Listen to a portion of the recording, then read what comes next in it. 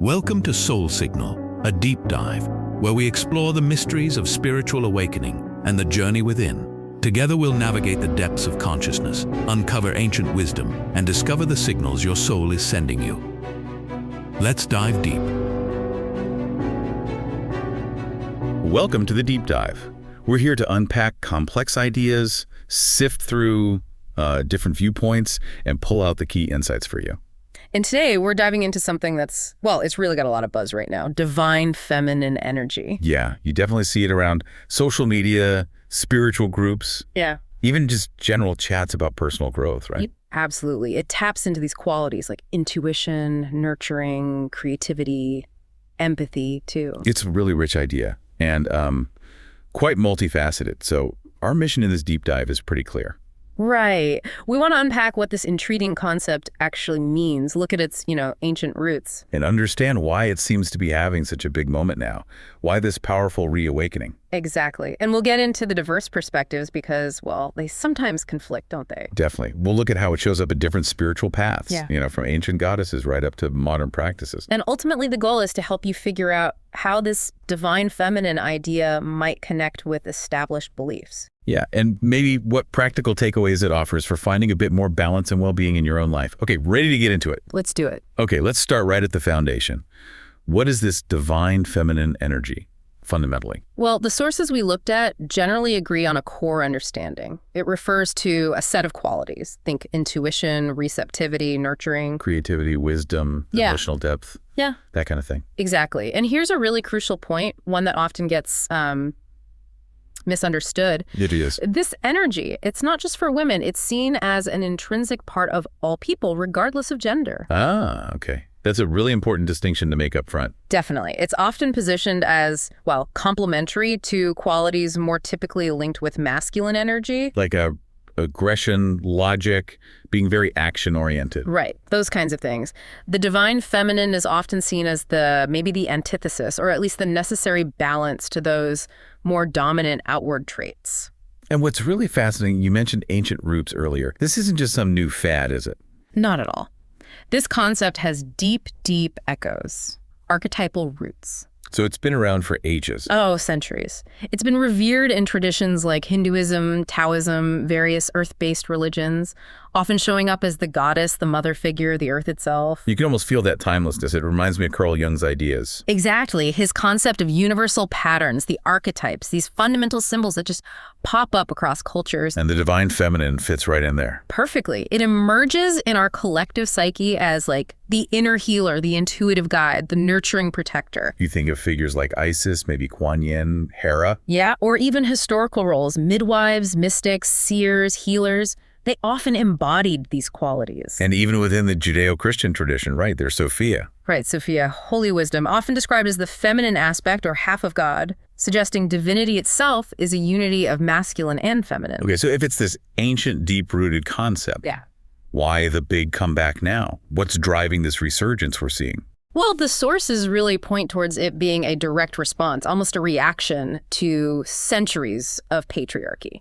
A system that's typically emphasized things like dominance, control, separation.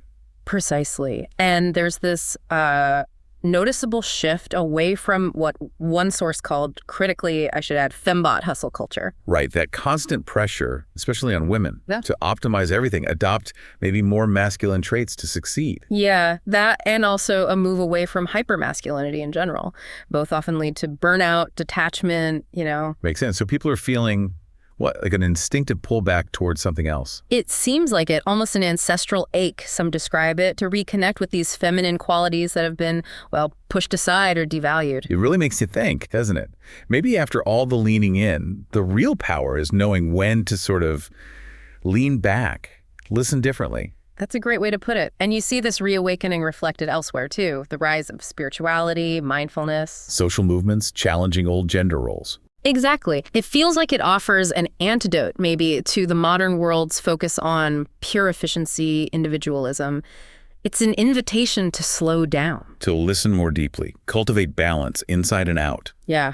And psychologically speaking, what's fascinating is how this seems to meet a real need for many people to reclaim softness, not as weakness, but as a form of strength. Ah, reclaiming it as a strength, not a surrender. I like that. Right. It encourages embracing intuition again, emotional depth, receptivity, compassion, things often sidelined in, say, professional settings or wider society. Okay, now here's where things get, well, complex and sometimes pretty debated. The big question.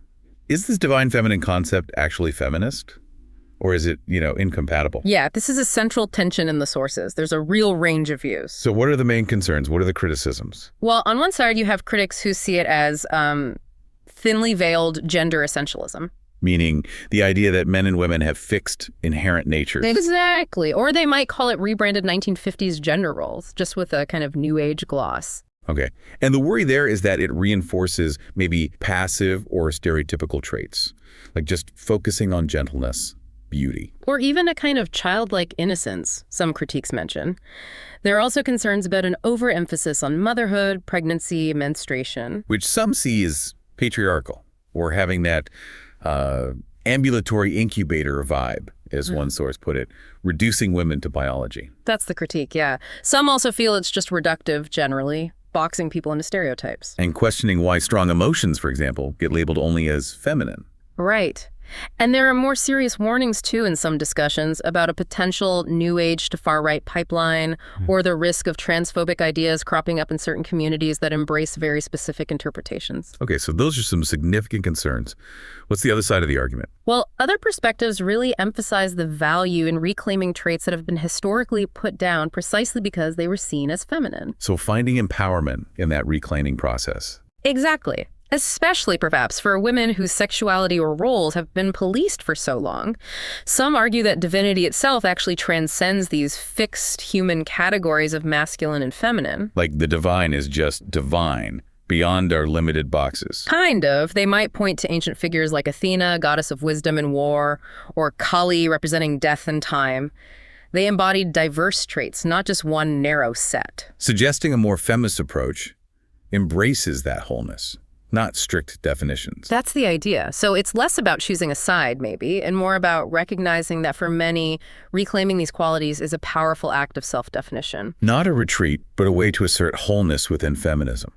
Moving beyond equality, defined only in traditionally masculine terms. Precisely. And this leads to the view some hold that this is part of a new wave of feminism, the idea being maybe past feminism focused on women adopting masculine traits. Whereas the future is about valuing both logic and emotion, strength and grace in everyone. That's the perspective. So ultimately, personal spirituality or mysticism can be seen as compatible with feminism as long as it's not forced on others. Focusing instead on individual freedom, equality, empowerment. Right. Let's shift focus now to a really compelling historical figure, Mary Magdalene. Her story seems to capture so much about reclaiming the feminine, especially in the Christian tradition. Absolutely. She's a pivotal figure. The Gospels show her as a woman of means, actually, someone who financially backed Jesus' ministry. Which would have been pretty unusual, quite powerful for a single woman back then, right? Definitely. And her closeness to Jesus is really striking in the texts. She was there at the crucifixion, the burial. And crucially, she was the first person to witness the resurrection.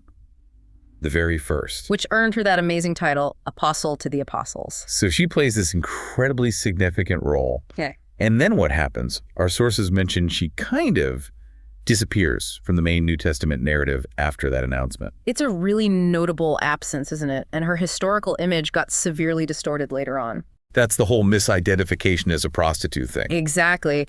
It stemmed from a later incorrect reading of a passage about a different woman in Luke's gospel. But it stuck, and it massively diminished her actual role and power. And the church only officially corrected that fairly recently. Relatively speaking, yes, 1969.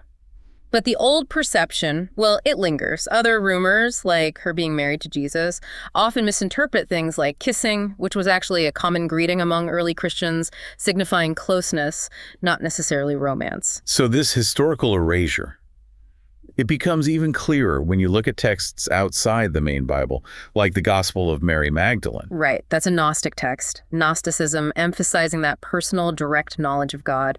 And this gospel describes Jesus giving Mary special private teachings. About what specifically? About the soul's journey, its ascent through different levels, overcoming desire and ignorance to reach the divine. And includes some pretty radical ideas for the time, right? Like sin does not exist. Yeah, suggesting sin is more like a deprivation from the good that needs to be restored, rather than an inherent stain. You can see why that might have been controversial. Oh, definitely. The text itself is incomplete, with missing pages, but its content challenged established teachings. And then there was plain old jealousy. From figures like Peter. Exactly. There's that famous line attributed to him in the text. Did he really speak privately with a woman and not openly to us? Did he prefer her to us?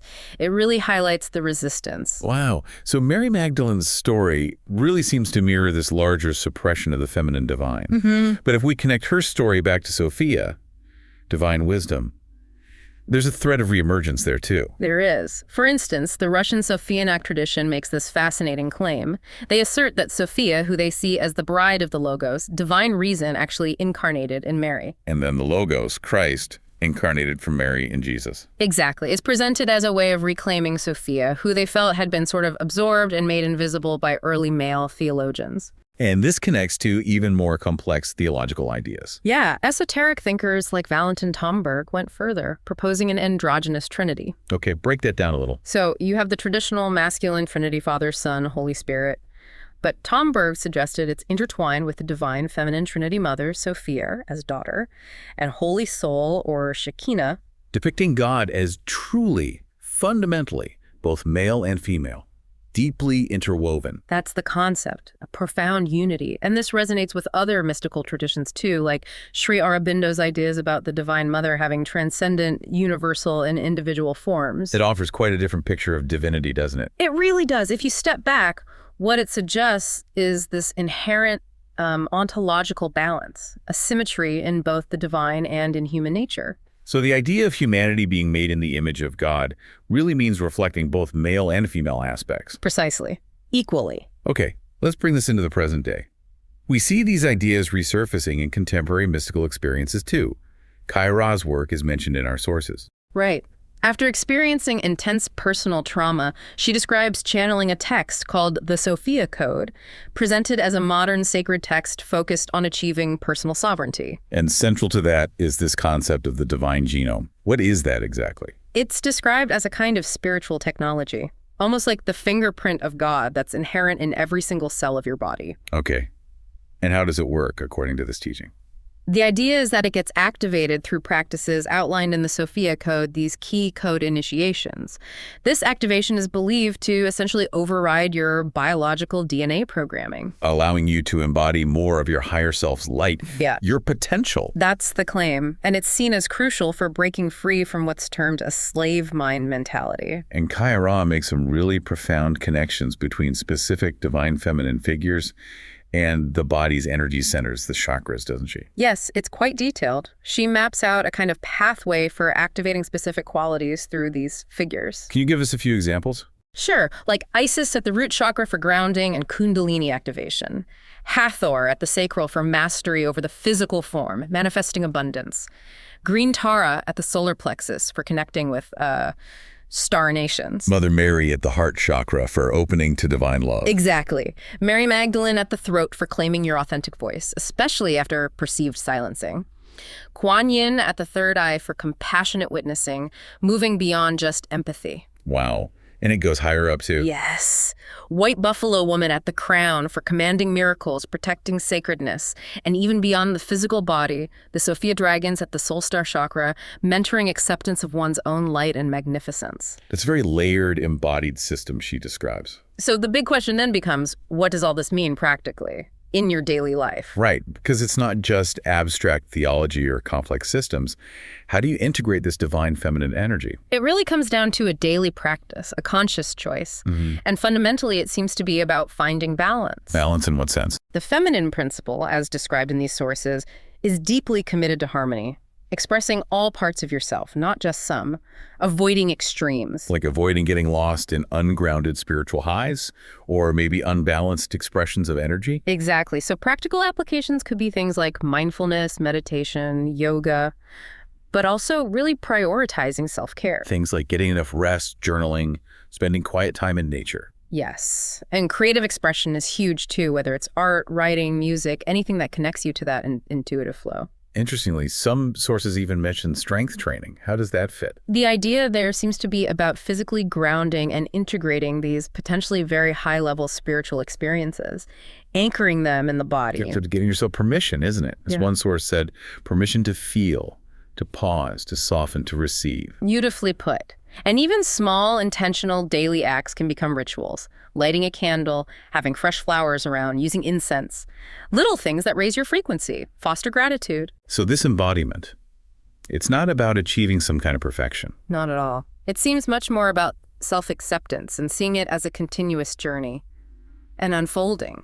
Well, we've certainly journeyed through a complex and intricate landscape today, looking at the divine feminine from its ancient origins, its many forms, Through to the critiques and debates surrounding it, and its really powerful reemergence today as a force for, well, balance and healing. We've seen how it challenges long-held patriarchal norms, how it offers a path for deep personal integration. And how it informs some really profound spiritual understandings across so many different traditions.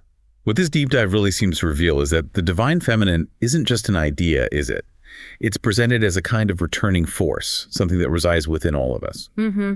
An invitation towards a more harmonious, compassionate, creative way of being in the world. It reminds us perhaps that true power might not lie in force or dominance. But maybe more in empathy, in intuition, and in that profound ability to nurture what's good and beautiful, both in ourselves and in the world. So, as you reflect on everything we've explored today, here's a thought to leave you with. What aspect of your own inner landscape, maybe your own divine genome, as Kaya Ra calls it, might be waiting to be activated right now? What potential is there to unlock new levels of your own sovereign creative power? And perhaps more simply, what small, intentional daily practice could begin or continue that journey for you starting today? Thank you for diving deep with us today on Soul Signal. Remember, your spiritual journey is uniquely yours. Trust the signals, honor the process, and keep exploring the infinite wisdom within you. Until next time, stay connected to your soul's frequency and join Big Dan on TikTok for more.